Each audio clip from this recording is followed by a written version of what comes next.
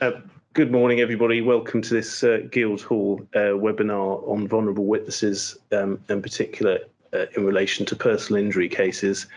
I'm Oliver Manley, about 16 years call, who mainly deal with personal injury work and also commercial and professional negligence. And I'm joined by Manon Rowlands, who is also does personal injury work and also quite a lot of inquiry work. And today we're going to talk about vulnerable witnesses, and in particular with reference to the new-ish, I should say, Practice Direction 1A, and how that might interfere or affect fundamental dishonesty cases in particular. But first of all, I'm going to hand over to Manon to walk us through the Practice Direction before we get into the issues of fundamental dishonesty a little later on. I should also say, perhaps before Manon starts off, that if any of you have any questions throughout our webinar this morning, please don't hesitate to set them out in the chat function, and we'll do our best to answer those at the end. Otherwise, we'll just simply ask if people have questions at the end, and you can just stick a hand up and on the Teams, and we'll come to you. Okay, thanks, Manon. Great, so good morning, everyone. Yes, we're here today to talk about the Civil Procedure Amendments rules. They came into force in April of last year, so we're essentially doing a one-year review of those rules and giving our analysis of how we see the rules affecting our practice area and personal injury. To our knowledge, we don't have any case law on this yet. We think it's quite underutilised at the moment in civil practice, and that's one of the key reasons we thought it would be a great talk to do today.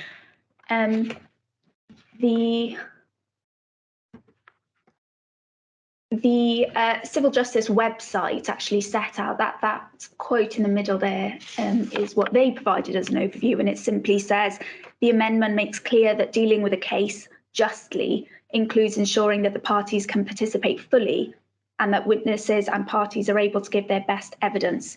The new amendment also deals with costs, and we're going to look at that at the end of this presentation. So as Oliver mentioned, the purpose for today is to really run through those CPR amendments and the other resources that are used in supporting those amendments and to discuss how we think it will affect our practice.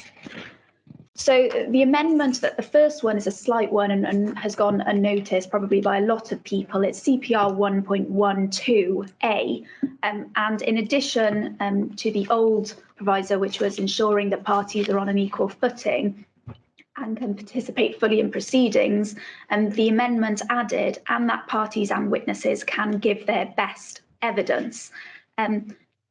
The obvious question that runs from that amendment is, well, what does giving their best evidence mean?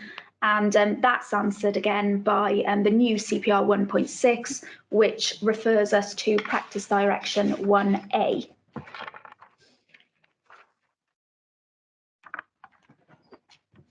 So the best advice we have really, if you're dealing with a situation in which you suspect you might have a vulnerable witness or party, is to go and read Practice Direction 1A in its entirety. It's not very long and it's set out quite simply. We set out a few of the most relevant sections here. And the first one just is largely a recitation of 1.1. And the second point is simply that the court must take proportionate measures to address the issues. And then lastly, the practice direction sets out that there's quite a wide ambit here for who could be considered vulnerable and what those factors are. And they say it could be personal, situational, permanent, or temporary. And those factors are further highlighted in PDA 1A4. You can see a non-exhaustive list there, which includes a range of factors from age, immaturity, lack of understanding, communication, also physical disabilities, mental health conditions.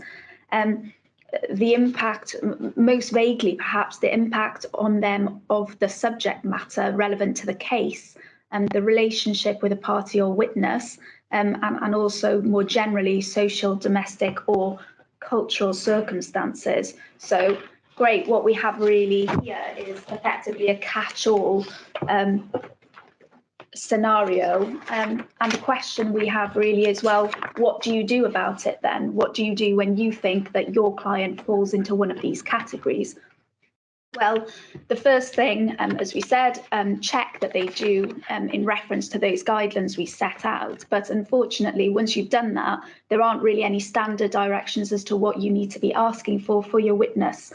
Of course, what they need will always depend on the vulnerability that you've identified in them. And we suggest that the most useful documents really to turn to, first and foremost, is the Equal Treatment Bench Book, which is used by the judiciary. It's really useful for two reasons. The first is that it's a great tool in providing an overview of many of the conditions and disabilities that practitioners are likely to encounter. That treatment bench book will have a breakdown of most of the difficulties and the vulnerabilities that you're likely to encounter, and will provide an overview and an analysis of what that means in practice. So it's a really useful starting point when thinking about what to ask for. And secondly, of course, it serves a dual purpose of really holding judges to account. This is the bench book that judges are meant to be using. It should be on their desk. And so if you're ever at all worried about encountering a judge who's not going to be amenable to your submissions on your client's vulnerability, well, this is a great starting point, because all judges need to be taking what's set out in that book into account. In relation to counsel, since the Inns of Court have overtaken a lot of the training, we also have the Inns of Court college and advocacy training websites and the gateway toolkits, and they provide us with a lot of information, and particularly on the issue of cross-examination and how to put your case effectively. So those are key resources that you should have in mind when dealing with vulnerable witnesses.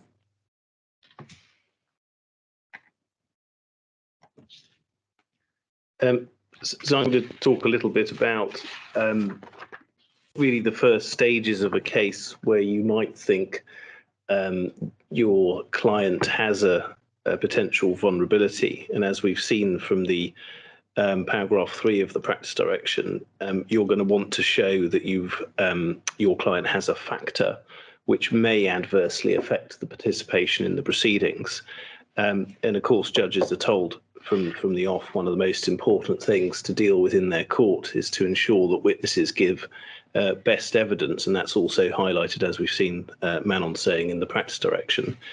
The factors, as we already know, are set out at paragraph 4 and are extremely widely drawn. So you're dealing with not just perhaps people that have well-known disabilities, be that mental or physical, but also people, for example, that don't have English as their first language, asylum seekers, and perhaps some exposure to a particularly violent incident in their past. So we've all gone through cases where we've seen something that a client has suffered from. I was dealing with a matter literally a few days ago, and somebody had witnessed a shocking incident in Guatemala whilst travelling and saw a lot of children sadly dying in an accident involving a bus, and he had some pre-existing PTSD from that. And I think that it's those sorts of cases where you might actually think, not thinking they've got a vulnerability, actually maybe they do for the purposes of this particular practice direction. And what it says about this, when the vulnerability must be identified, I think one of the key things that we want to achieve today, and certainly have you all take away, is that this is something that you need to think about at the very earliest opportunity, and that's emphasised by the practice direction itself, because of course it might then have an impact on directions. And whilst we're all realistic in the sense that with some perhaps low value fast track trials, we only find out about the vulnerability on the morning the trial, or in fact maybe a small reference in the medical record that might allow us as counsel to tell a judge by reference to the equal treatment bench book, hang on a minute, there's this vulnerability. It's clear that the practice direction is envisaging that this is a nettle that needs to be grasped at the very outset, if possible. The obvious main impact, of course, is because of the aim being to give best evidence, is when they actually attend court, and that's going to be where most of the measures come into play. And of course, one can see from both paragraph 6 and 7 what I've just been talking about, and also then again a reiteration of that test, where is it likely that the evidence is going to be diminished by reason of that vulnerability. I think it's right to say this, that we've probably all encountered, this maybe is not a thing that's happening quite so much as we get a new crop of judges coming through in terms of district judges and a lot of deputies. As I can say from personal experience of being appointed as a fee-paid judge in October, this sort of thing is very, very strongly emphasised in our JC training. And it's perhaps going to be with the full-time judges that have been sitting a long time where you might encounter some resistance. And that is why, certainly in the example we're going to come on to, getting a letter from a GP to say, you know, this person has this particular factor which renders them vulnerable, and it will likely affect the way that they give evidence or participate in the proceedings. It doesn't necessarily prevent them from doing it, but it's enough to perhaps break down any resistance you might be getting from the bench, as well as, of course, as Manon says, getting that equal treatment bench book and referring them directly to it, because that is a document that they will have been signposted to, even if they have been sitting for some time. And it does make it much more difficult for them to simply gloss over any vulnerabilities and not properly take them into account. That even more so now we have it in the direction. So coming on to the really knotty problem when you're dealing with witnesses with vulnerabilities is cross-examination. And I think, again, I will be constantly extolling the virtues of the bench book in this case, or in this webinar, because it is literally a Bible for anything that you'd ever want to know, not just about people with vulnerabilities in this practice direction, but any issues of equality as well, and how to deal with them in any given case that you have. And you'll know that the judge will have that easily accessible to them and has been regularly told to look at it. Page 65 of the equal treatment, I mean, I should also say it's very easily available online. You just simply type it into Google and it comes up on the Gov website. So it's very easy to find. And when it comes to cross-examination, it's a very difficult thing to do as an advocate, to cross-examine somebody that you know has this particular vulnerability, and it's even more so when you have an FD issue in play.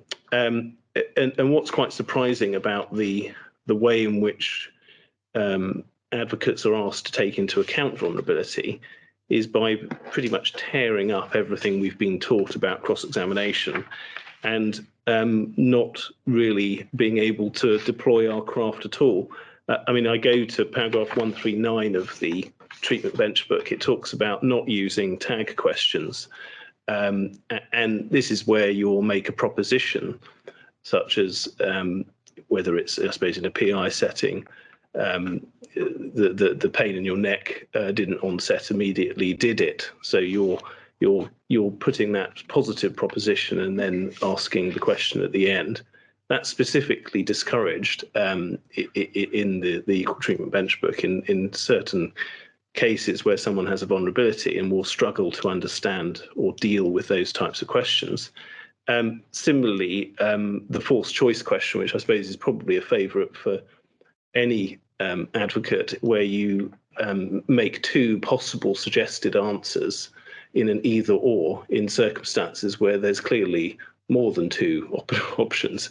It's a method of cross-examination which I've deployed over the years to great effect, but of course not fair in circumstances where you might be dealing with somebody, for example, the two examples that both me and Manon have experienced more recently are people with ASD or Asperger's disabilities, and that would be a wholly inappropriate and unfair way to ask questions of somebody like that. And indeed can see advocates getting into very hot bother with a judge. So I may as well deal with it now because it comes to mind, and it was specifically related to this knotty issue of cross-examining somebody with a vulnerability. The case that I dealt with was a simple road traffic who went through the red light type of issue, and it was on a knife edge in terms of outcomes on liability, split trial, multi-track, very complicated medical evidence potentially, hence the split trial. And my client had autistic spectrum disorder, and he in conference was quite belligerent, quite difficult, and after following conference, we obtained a letter from the GP asking if he could be treated as a vulnerable witness at the trial.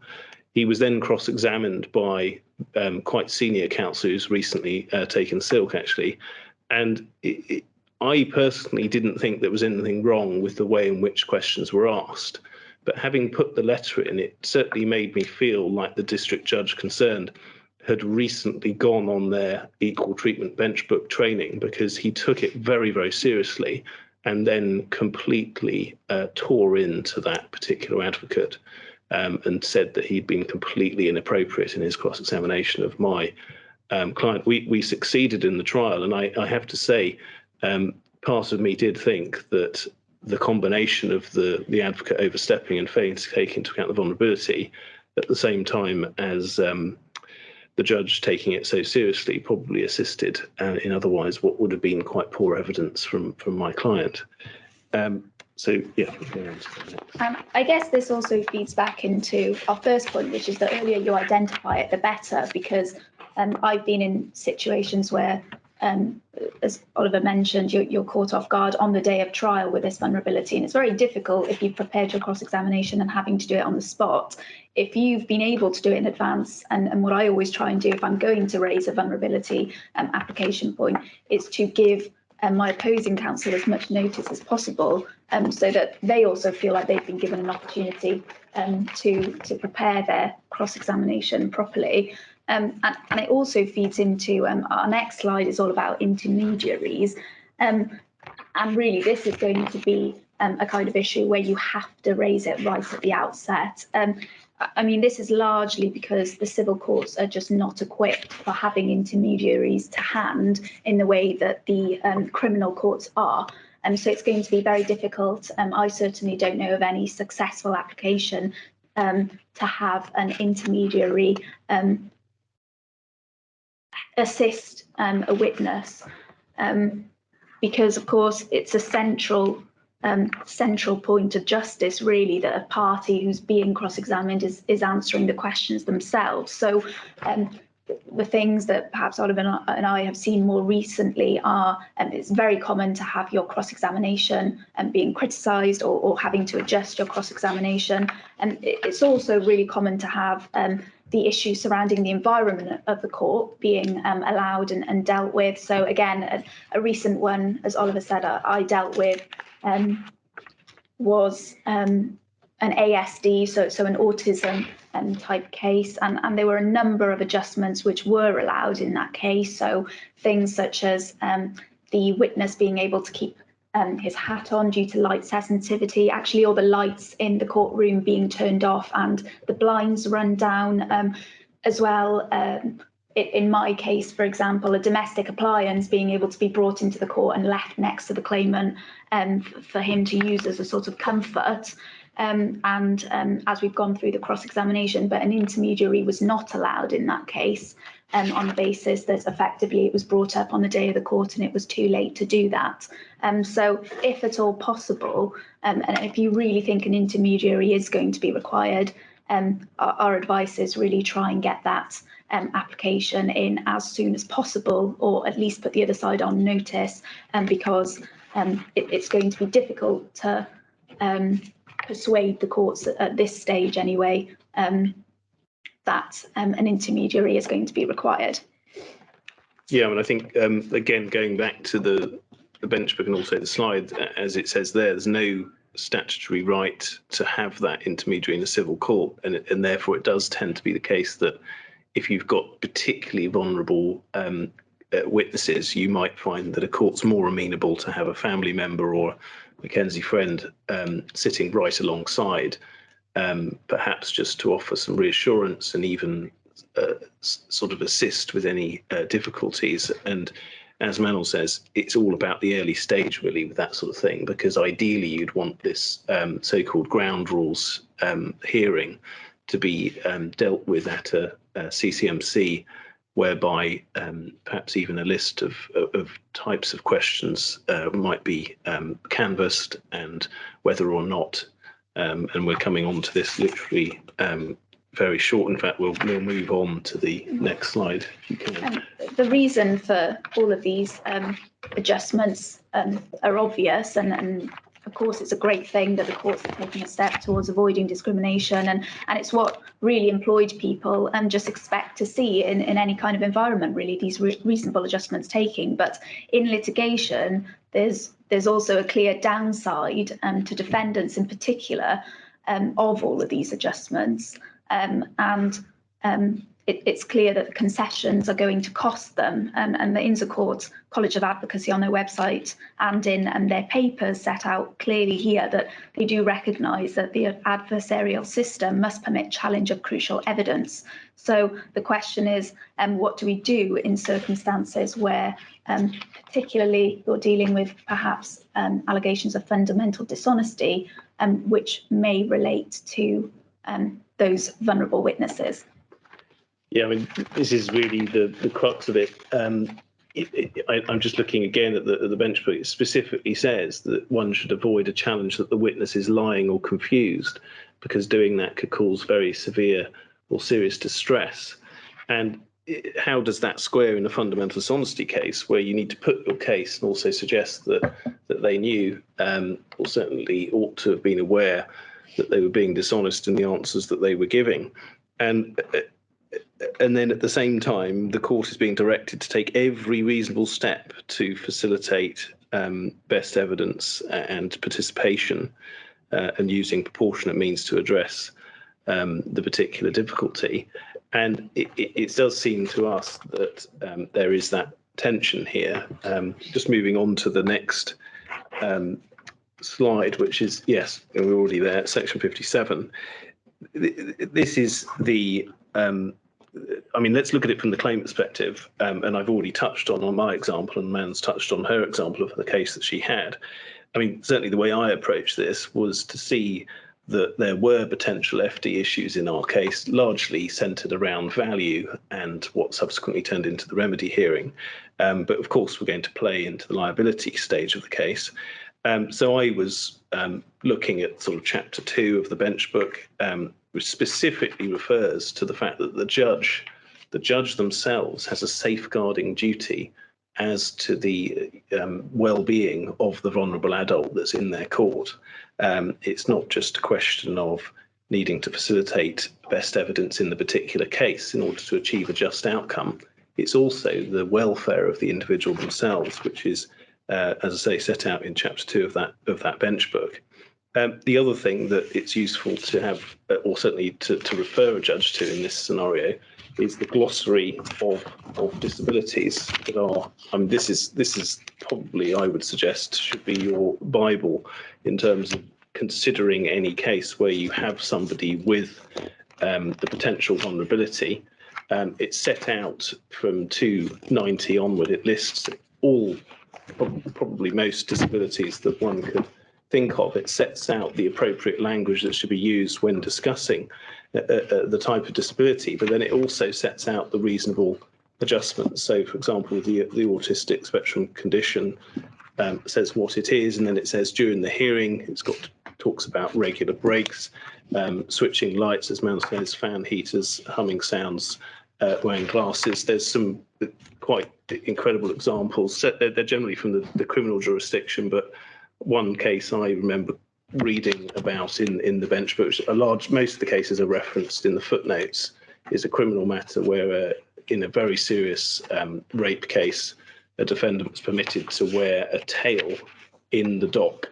So, a Crown Court judge dealing with a very serious matter knew that this would facilitate the best evidence. I mean, it's an extraordinary example, but I think it highlights the extent to which judges are prepared to accommodate this and take all reasonable steps. So I think that's to the defendant, you're on the receiving end of that. How are you going to square that, and how are you going to deal with it when you still want to run your FD case? And I think that the reality is you're going to have to take into account all of those factors, make all the adjustments, but then just ensure your advocate deals with it very sensitively and points out the fundamental issues on the documents that you're relying upon, inconsistencies and the like, and hope that that is sufficient. And at the end of the day, if you are running FD, it should be on the basis that you have got good documentary evidence of inconsistency in the case, which should be enough for you to establish the fundamental dishonesty deployed. Difficulty being, of course, is if the disability or vulnerability arises as a consequence of the accident itself. And therefore, inevitably, you get this point, well, what if it's the defendant's case that actually him or her saying that they have been traumatized as a result of the index accident is actually the lie that they're wishing to establish, or the dishonesty they're wishing to establish in court. And therein lies a rather tricky problem, probably more so for the defendants wishing to bring FD cases in cases where they do have a factor identified in the practice direction that would affect best evidence. And I suppose where we're most likely to be is really going to be multi-track cases where you've got defendant medical evidence to rebut what the claimant's putting forward, because obviously in the small claims and fast tracks, you simply wouldn't really have anything to argue against the claimant's record. So Oliver mentioned earlier, if you've got a GP letter that states, for example, they do have X condition and that means they should be treated as a vulnerable witness, small claims and fast track, you're unlikely to have anything that you can use to rebut that. So in those situations, I suppose the only other advice you could give is if that's sprung upon you on the day of court, to make an application for the case to be adjourned and perhaps for wasted costs enforceable against the claimant's solicitors for not bringing it to your attention sooner. I suppose that's one takeaway we can give to and I think as well you would be reinforced in taking that approach because of the practice direction saying that this is something that ought to be identified as early as possible in proceedings. So in that situation, if indeed, for example, there was a number of references throughout the medical records that clearly identified what would be likely regarded as a vulnerability for the purposes of the practice direction, there could be no excuse on the part of the claimant solicitors that it wasn't drawn to the attention of the court at the very outset. I mean, you almost start to wonder whether or not it should, well, certainly it should be in DQs, directions questionnaires flagged up at that stage at the absolute latest, it would seem. Costs is the last bit, because I'm very aware that we've almost started to overrun. But in terms of costs, the interesting part is the addition of F, 44.35F, that the court allows the court to specifically take into account increased costs to accommodate vulnerabilities. And certainly in the budgeting phase, even though this is under 44, I have deployed that very point in the witness statement phase to say, well, hang on a minute, this particular claimant has these vulnerabilities. It's going to take considerably longer to take a statement in this particular case. And that, again, I do recall in that example I had, once we'd succeeded on the liability trial, we then had a 2 or 3 day quantum trial to deal with, and the judge was very generous with the witness statement phase for that stage 2 trial, which of course never took place. But so yes, that's important. I think there's a tension because it doesn't apply to fixed costs, but I was thinking as we looked at that, actually you could maybe argue, even though the preamble to the practice direction says it doesn't apply to fixed costs, maybe you could say, now this is not entirely self-serving, I could say, but maybe it was a reason to instruct a specialist counsel to advise on vulnerability of witnesses, and argue by reference to that costs provision that what might entitle you to the exceptional cost of that advice under the fixed cost regime. But that's an argument perhaps that would be bold, but certainly possible. We'll look to see if we've got any questions now. I think that's everything that we wanted to highlight. Really, the main takeaways from my part are just to be aware of the existence of that practice direction and the existence of the bench book, because that bench book will tell you everything really that you need to know and how to address any particular vulnerability you might encounter. But no, yes, right. So I think that's it. But if any of you do have any questions, of course, I'm sure there'll be an opportunity for you to email us or email our clerks, and we'll respond to them, won't we? So thank you very much. Thank you, everyone.